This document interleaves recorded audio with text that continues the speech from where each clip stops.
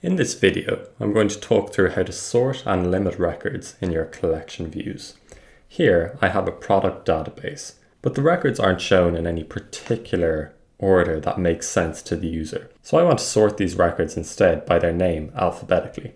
To do this, I'm going to toggle on edit mode using my keyboard shortcut Command E. Click to surface the builder sidebar and go over to sort and limit on the left-hand side here. We can see that the default sorting is by the most recently created product.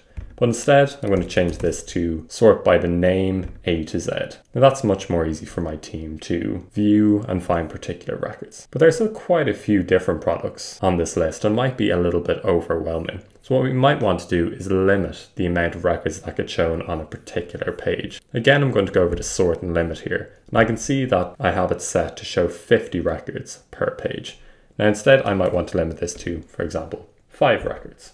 So if I scroll down here, I see that I have pagination toggled on, so I can easily click to go to the next page and see the next records, and can continue doing this as well. If you want to only show a particular number of records to the user, for example, the first 5 records in a collection, you could simply toggle off pagination. Then the user would not be able to navigate to find additional records. And it's important to note that the way we've configured sorting and limiting will persist regardless of the collection display we've chosen. So if we choose a table layout, for example, we see that we're still sorting by name and limiting to 5 records, as well as not showing pagination. But of course, we could change this at any stage.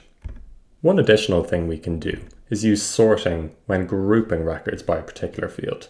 So if I want to group these orders by status, for example,